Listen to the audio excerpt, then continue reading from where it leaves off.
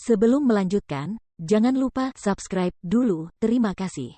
Bab 438, Petarung Boneka Tingkat Penguasa. Jian Wushuang mengangkat alisnya.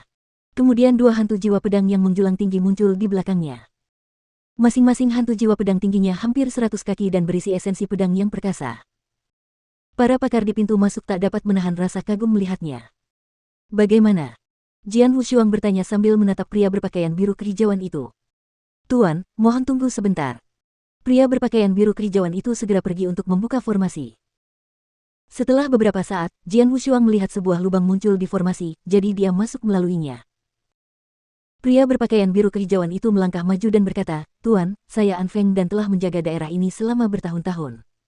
Jika Anda memiliki pertanyaan, Anda dapat bertanya kepada saya." "Baiklah." Jian Wushuang melirik pria berpakaian biru kehijauan itu dan mengangguk pelan. "Tuan, silakan ikut denganku." Pria berpakaian biru kehijauan itu segera menuntun Jian Wushuang masuk ke dalam rumah besar itu. Sebagai rumah gua bangsawan, rumah gua Beimo meliputi hamparan tanah yang luas, dengan saluran panjang yang terhubung ke pintu masuk. Jian Wushuang berjalan di saluran tersebut sambil memeriksa beberapa penjaga di dalamnya. Sebagian besar penjaga berada di tahap 2. Dia bahkan melihat beberapa ahli yang berada di tahap 3. Jelas, keamanan di sini jauh lebih ketat daripada di Jiuse Cave Mansion.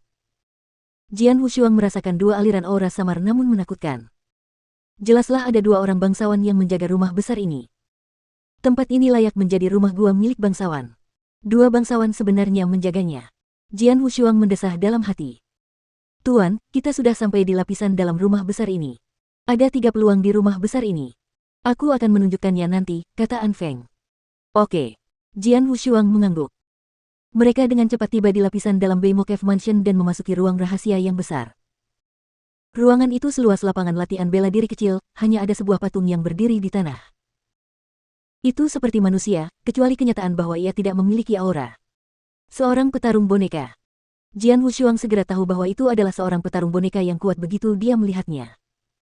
Di belakang si petarung boneka, ada meja panjang dan sempit dengan cincin interspatial tergantung di tengahnya.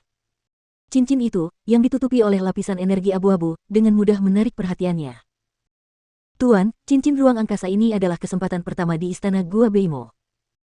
An Feng berbisik kepada Jian Wushuang, cincin yang ditinggalkan Markis Beimo dipenuhi dengan harta karun yang tak terhitung jumlahnya, yang sebagian besar bahkan ingin dimiliki oleh para bangsawan. Tidak seorang pun tahu berapa banyak harta yang tersimpan di cincin interspatial ini. "Sejak perkemahan kami menaklukkan tempat ini, kami telah mencoba mengambil cincin ini, tetapi bahkan Markis Piaoxue tidak berhasil, apalagi mengikatnya pada dirinya sendiri." "Oh." Jian Wushuang terkejut, tetapi dia segera mengerti.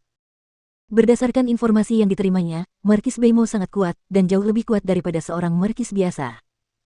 Tidak mengherankan bahwa seorang ahli super seperti itu meninggalkan mantra khusus pada cincin interspatial miliknya sehingga bahkan Markis Piaoxue tidak dapat menghancurkannya.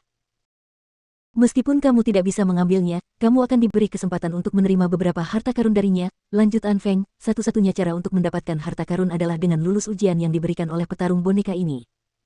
"Ujian?" Jian Wushuang berpikir dengan beberapa harapan. Umumnya, kesempatan disertai dengan ujian. Sama seperti tanah leluhur. Ada banyak sekali kesempatan di tanah leluhur, tetapi untuk bisa menerima manfaatnya, seseorang harus lulus 3 ujian. "Mengenai ujiannya, Tuan, selama kau melawan petarung boneka ini selama 10 tarikan napas, yang berarti petarung boneka itu tidak membunuhmu atau mengusirmu keluar dari ruang rahasia, kau akan lulus," kata An Feng. "Bertarung selama 10 napas waktu." Jian Wushuang tercengang. "Tuan, petarung boneka ini telah mencapai tingkat penguasa," jawab An Feng. Jian Wushuang mengerutkan kening. "Pasti ada pakar lain yang datang ke sini sebelum saya dan mengikuti tes ini, kan?" tanyanya. "Benar." An Feng mengangguk. "Sejak perkemahan kita menaklukkan tempat ini, banyak ahli telah datang ke sini dan lulus ujian ini. Masing-masing dari mereka memperoleh harta karun dari cincin interspatial. Namun, mereka semua adalah bangsawan. Seperti yang kuharapkan." Jian Wushuang tersenyum tipis. Memasuki Beimo Cave Mansion akan menghabiskan 100.000 prestasi pertempuran bagi seorang ahli. Seorang ahli Saint Realm biasa tidak dapat memperoleh 100.000 prestasi pertempuran, jadi hanya mungkin bagi mereka untuk menjadi penguasa. Jian Wushuang mendapat kesempatan datang ke sini karena dia menerima hadiah khusus. "Aku ingin tahu apakah aku bisa bertahan selama 10 tarikan napas." Jian Wushuang berpikir dengan sedikit harapan di matanya. "Tuan, saya akan menunggu di luar ruang rahasia." "Semoga berhasil," kata An Feng. Lalu dia keluar dari ruang rahasia dan menutup pintu. Sang petarung boneka tiba-tiba membuka matanya dan menatap dingin ke arah pemuda itu. Ekspresi Jian Wushuang menjadi serius.